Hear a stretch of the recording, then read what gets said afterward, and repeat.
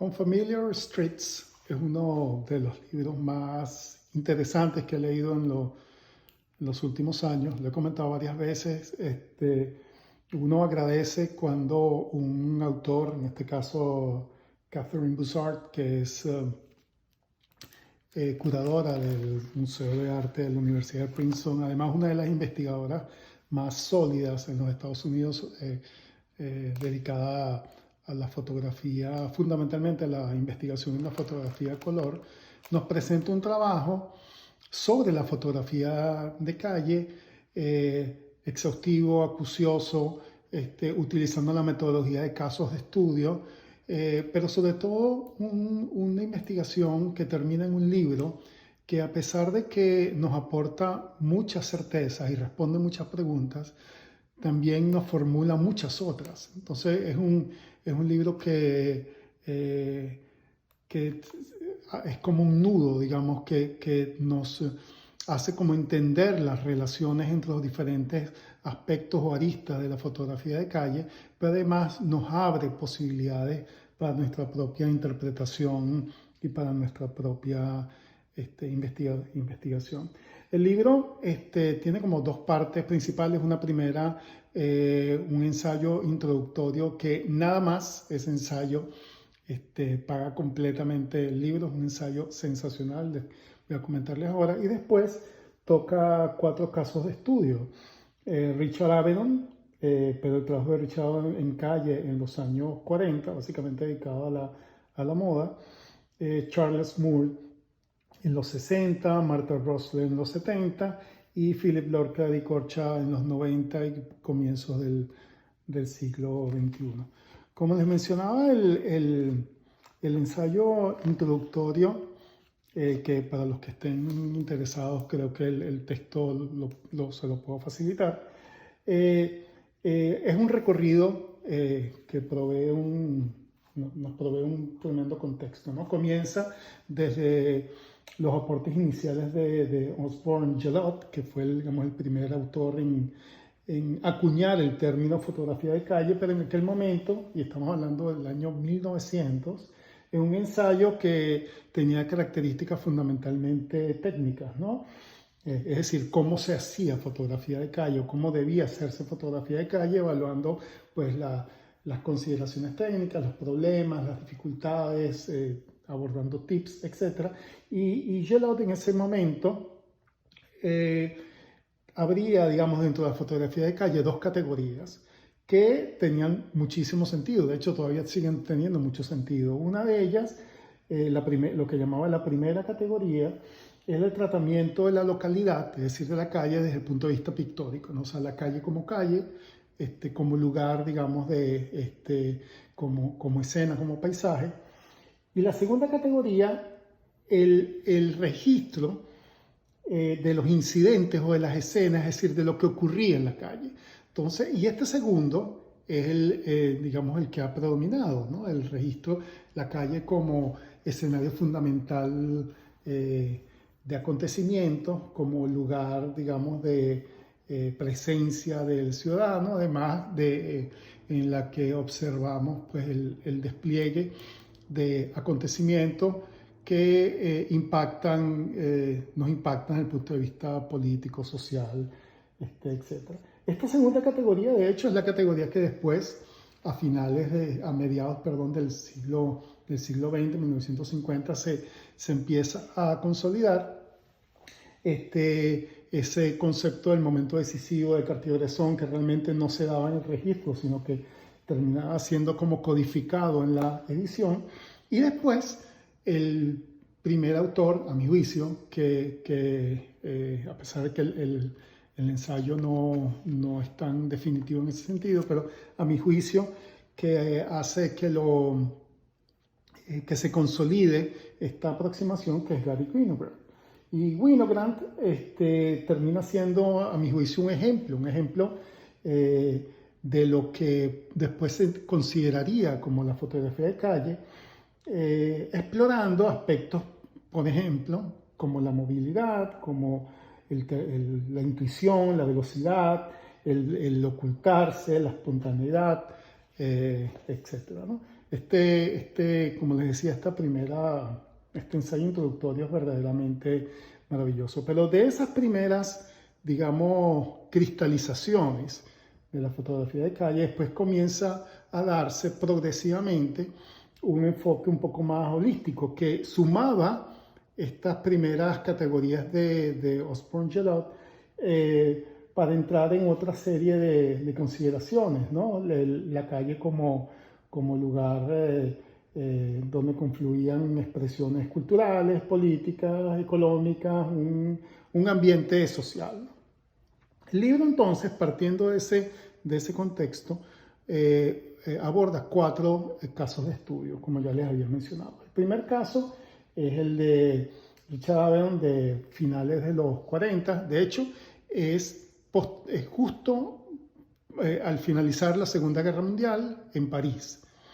Luego, el trabajo de finales de mediados de los 60 de Charles Moore, que terminaría siendo uno de los grandes impulsores de la revista Life.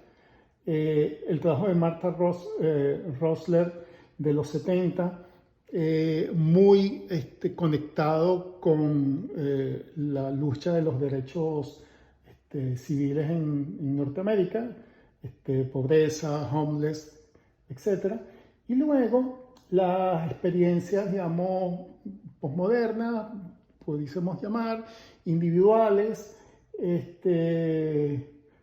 comunales, en algunos casos, de Philip Lorca di Corcia en los 90, sobre todo en la segunda parte de los 90, y el comienzo de los 2000, o sea, comienzo del siglo XXI, ¿no? Si vamos a la zona, digamos, de Avedon, nuevamente los escritos son fabulosamente bien estructurados y articulados. Es un trabajo de investigación. Yo pudiese decir que no pudiera catalogarlo como de divulgación, es decir, se requiere cierto conocimiento y contexto del campo de la fotografía para asimilarlo, pero tampoco es un ensayo y un trabajo críptico, ¿no? Comienza, digamos, con Avedon,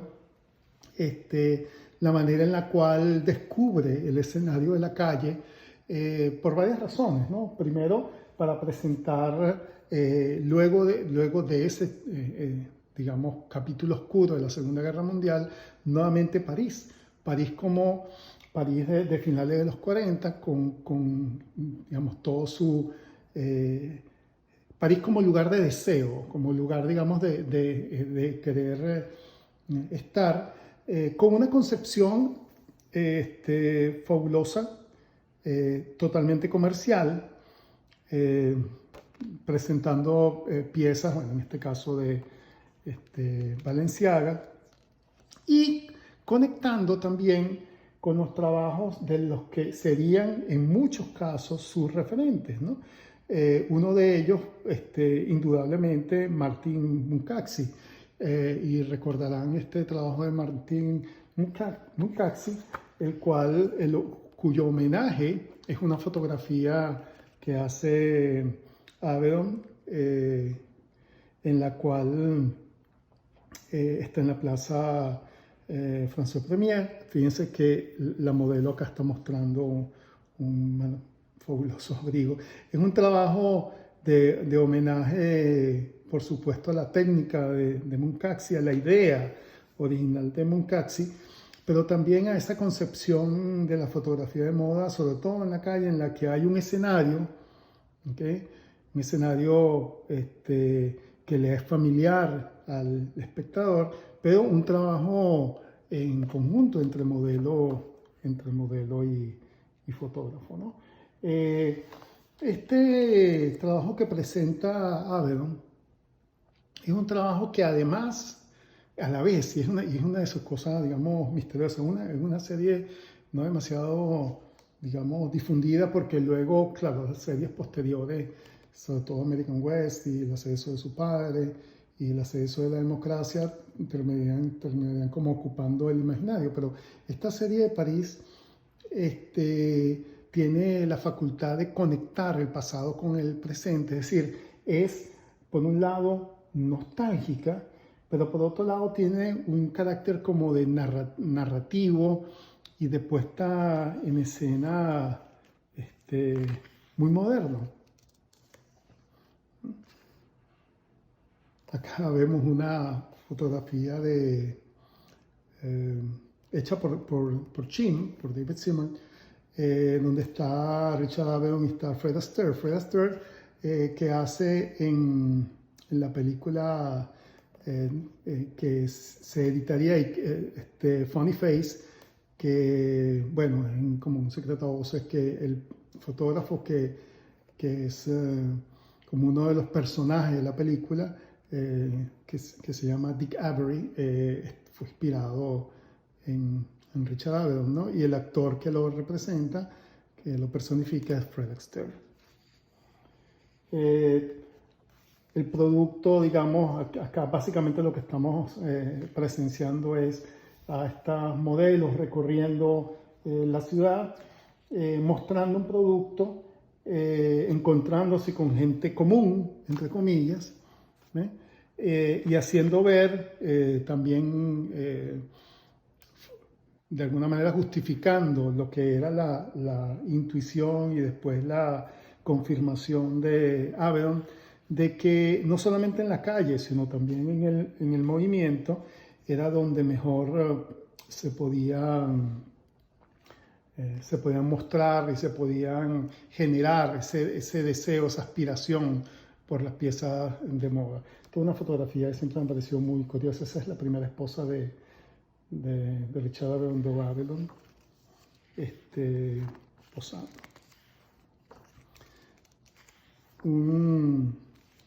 El libro también incluye fotografías de lo que fue la edición del ensayo en su momento para la revista Harper's Bazaar, que además también es muy curioso porque la edición es una edición que pudiéramos catalogar como bastante documental.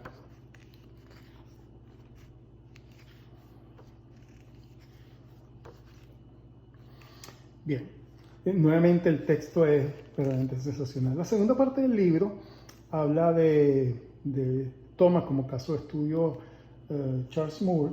Charles Moore se concentra en la calle, en esa segunda categoría de Yellow, en la que la fotografía se dedica a capturar la escenografía, sí, pero los eventos que ocurren en ese escenario que es la calle, ¿no?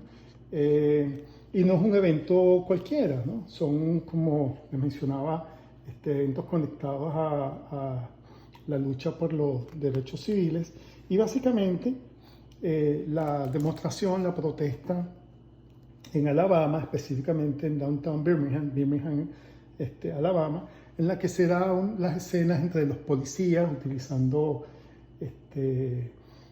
perros que terminan pues agrediendo a los manifestantes de color. Y esto es algo en lo que resuena mucho en la actualidad, ¿no? Pudiésemos tener la misma reacción acá con la reacción sobre Floyd recientemente y el Alcambray. De hecho, esta escena y la secuencia, digamos, porque es toda una secuencia en la que se da este ataque absolutamente injustificado, sería tomada por otros artistas para hacer, digamos, recreación de ella, ¿no? Uno de los artistas que la toma es precisamente Andy Warhol, que la ilustración está reproducida aquí, en su obra de 1963, Red Race Riot. Entonces, claro, Charles Moore acá, digamos, documenta la secuencia de acontecimientos, el tratamiento de la manifestación usando perros, también utilizando agua, digamos, a presión. Lo que, digamos, se dio y el contexto que se daba en el momento, con otros fotógrafos que abordaban también esta situación. En este caso es un ensayo sobre ya el problema en ese momento, estamos hablando de 1963, de los musulmanes de origen afroamericano. Este es un trabajo, un ensayo que este libro también lo debo revisar pronto, del famosísimo Gordon Parks. Charles Moore también registra, y es uno de, digamos, otra cosa que sucedió en Montgomery, que fue el arresto, bueno, de los varios, ¿no? Este fue emblemático, de Martin Luther King.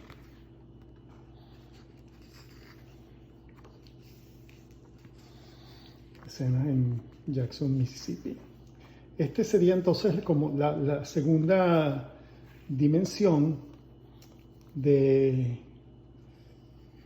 esa aproximación a la explicación de la fotografía de calle. Hay también, por supuesto, cómo finalmente la manifestación va avanzando. Hay como una entereza y voluntad de los manifestantes de no dejarse, digamos, vencer, amedrentar a pesar del uso de la fuerza. Y terminaría también esto dando una gran edición de la revista Life al año siguiente, en 1964, en el que el personaje del año era Martin Luther King, y en el cuerpo había fotografías de Charles Moore, igual en la revista Life. Esta, como ven, es esa segunda aproximación de la que hablaba Osborne Jalad. Las escenas, los acontecimientos en el escenario de la calle.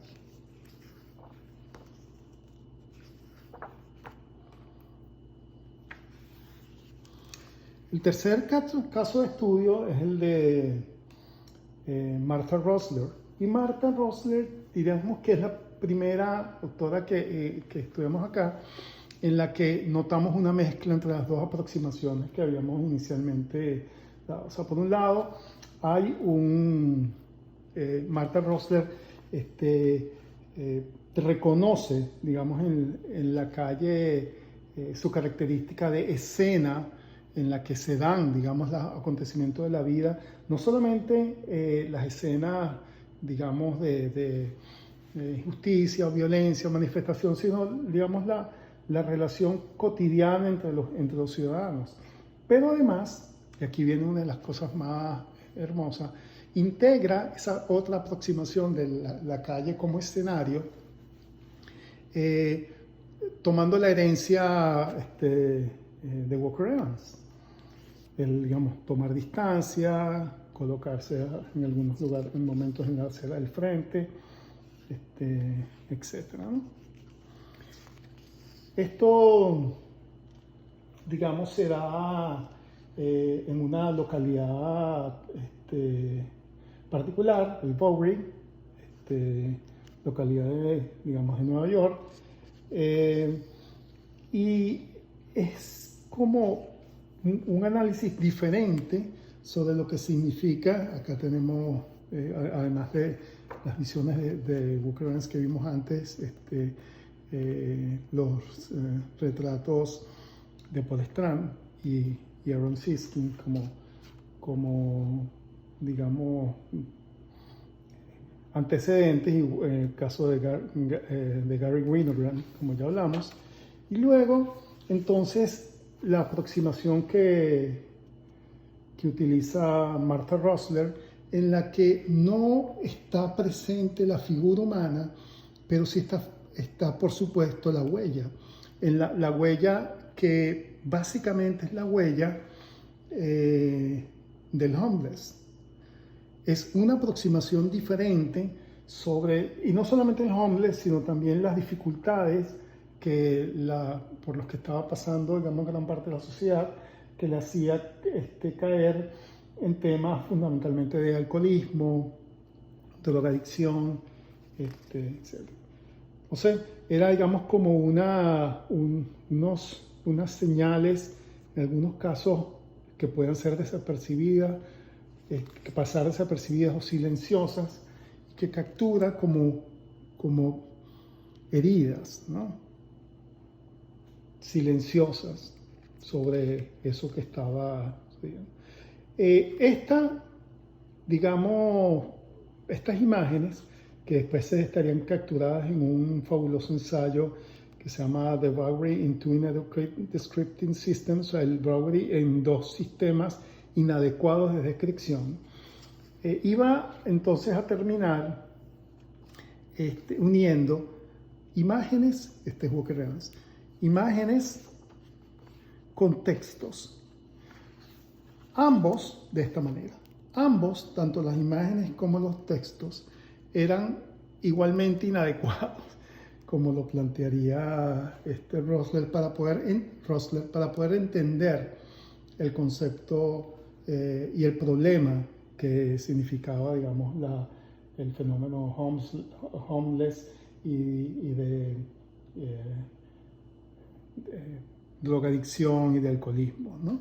Es decir, el hablar de saturado, lleno, sobre la bahía, etcétera, era tan inadecuado como la imagen para poderlo describir.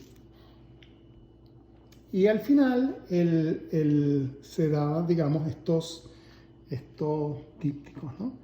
Las notas, que también es fabuloso que se reproduzca aquí, de Rosler, en la cual hacía entonces las uniones entre las palabras y las imágenes, ¿no? Por ejemplo, aquí tenemos esta imagen en la que hay una serie de botellas ya vacías, acumuladas en una esquina, y del lado izquierdo soldados muertos, marinos muertos.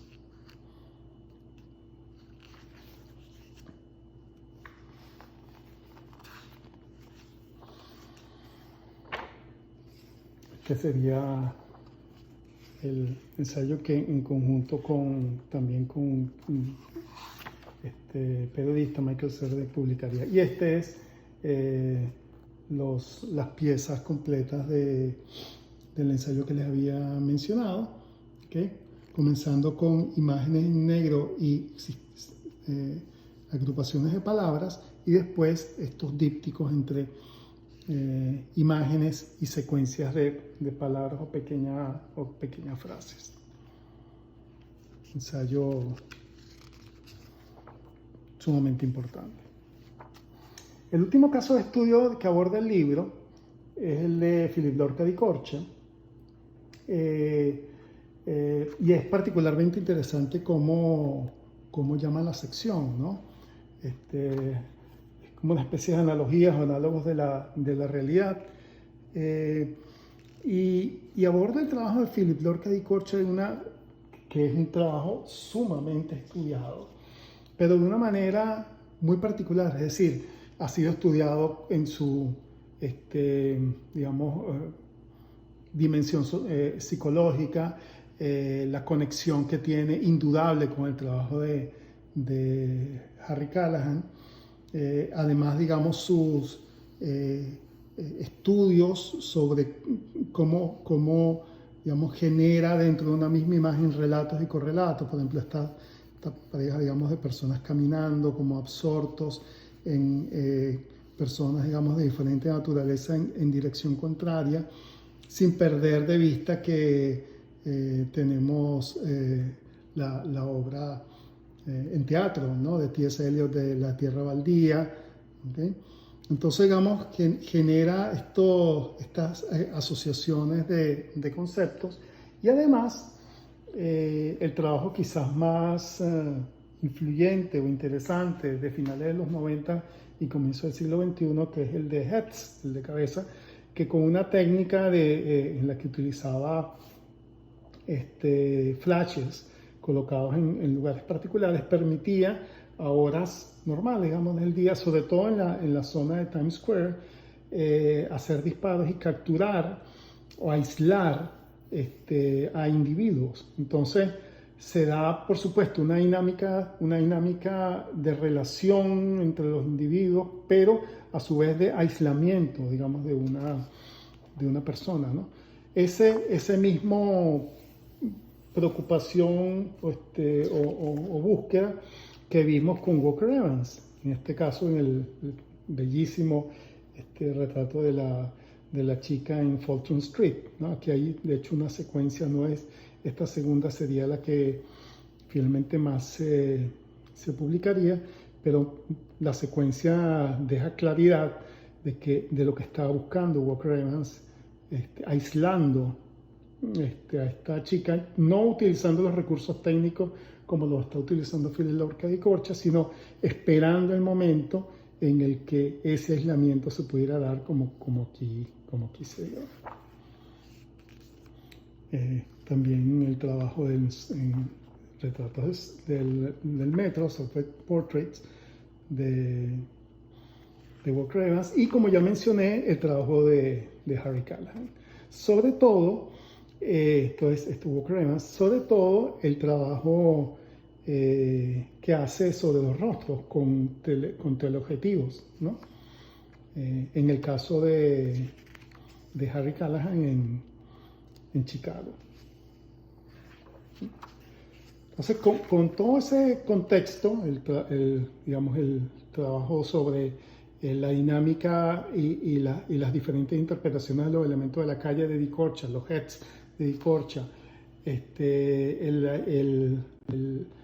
concentración y aislamiento de los elementos de la calle, Walker Evans, y los heads, las cabezas, los retratos, primer plano en calle de Harry Callahan. Entonces se comienza este estudio sobre Lorca di Corcia. Esto es Nueva York, fundamentalmente Times Square, y aquí él reflexionaba, de hecho escribía sobre en lo que se había convertido esta zona de Nueva York. De hecho es sumamente pertinente para la discusión actual, porque decía, bueno, esta es la Nueva York después de todo lo que Giuliani inventó hacerlo, y termina en esta serie, o no termina, digamos, pero que se consolida lo que es ese búsqueda, digamos, de la individualidad en el medio de este gran colectivismo y masa, que aquí se nota en la relación de estas dos personas, que aquí se puede notar en este hombre que se abre paso entre la multitud, pero que aquí se hace mucho más evidente utilizando ese recurso del flash en heads. Una serie muy estudiada. Estoy avanzando un poco porque quiero llegar a puntos. Volveré después acá a puntos importantes sobre heads, y después voy a regresar acá, por ejemplo, el head número 20, y aquí se aborda un montón de cosas, eran finalmente reproducidas a gran tamaño, se dan, digamos, los reflejos que, por ejemplo, en el caso de los lentes, se dan de otras personas, y aquí también se dieron discusiones interesantes, como por ejemplo la discusión que se da a partir de esta imagen. Esta imagen, el heads número 13, esta persona es de una rama ortodoxa judía, y terminó al ver la fotografía publicada, demandó a Di Corcia por violación de privacidad. Y además, no solamente por violación de privacidad, sino porque a su juicio él estaba presentando su imagen, es decir, la imagen de él, como una imagen destacada, y eso estaba en contra de su religión, porque no debía, es pecado adorar, y él en cierto sentido decía que con esto se estaba adorando, una imagen diferente a la imagen de Dios. fue a juicio y llegó finalmente, después de una serie, digamos, de apelaciones, llegó a la Suprema Corte. Y la Suprema Corte de Estados Unidos decidió que a favor de Di Corcia, y decidió a favor de Di Corcia y en general de los artistas. Y eso es algo, digamos, que acá en los Estados Unidos es, a mi juicio, una gran victoria, siendo que el ámbito público debe permanecer libre, o sea, como un terreno libre para las artes. Es decir, que todo lo que un artista, sea cineasta, pintor, escultor, fotógrafo, captura en el ámbito público, es algo para la cual no solamente no tiene que pedir autorización, sino que puede ser utilizado para su expresión, ¿no? Eso, por supuesto, abrió una serie de problemas más adelante cuando la fotografía empezó a utilizarse con digamos, con otros propósitos, básicamente de vigilancia, de comercio, en algunos casos de control, etcétera, ¿no? En el ámbito de la calle, y voy a regresar brevemente porque es una serie interesante de Corcha. Él hace también un trabajo, acá digamos no es Nueva York, en el que particularmente, en el que retrata a hombres que se prostituyen, ¿no? En este caso, Major Tom, bueno, evidentemente un sobrenombre, de esta persona que está en Kansas City. Aquí está la estrella de John Lennon, y las fotografías son identificadas con un monto en dólares, ¿no? Los $20, que era el monto que él le pagó, en este caso a este chico, a cambio de la fotografía. Es una serie también muy particular porque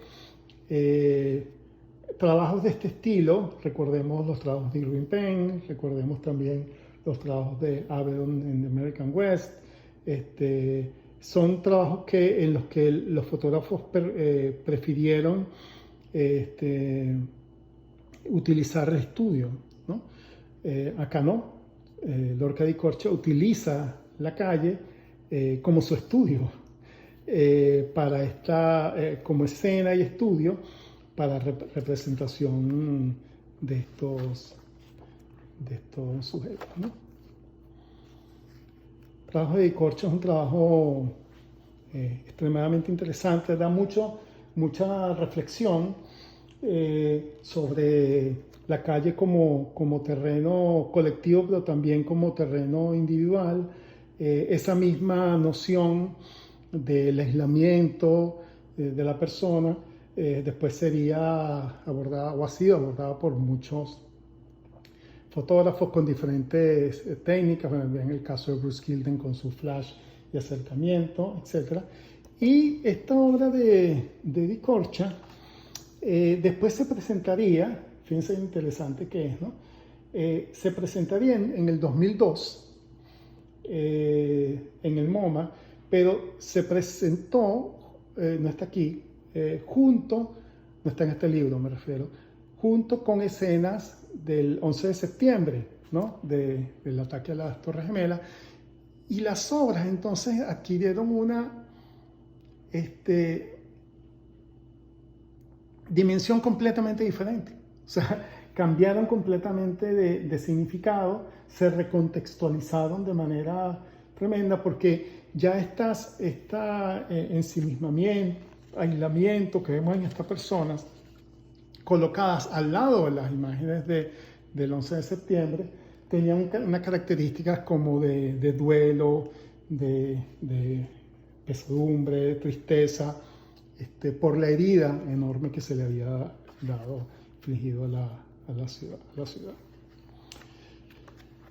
Bueno, un libro fabuloso, voy a colocar acá por la otra parte, brilla mucho, sensacional desde el punto de vista, me parecería, digamos, fundamental para el estudio fundamentado y serio de la fotografía de calle.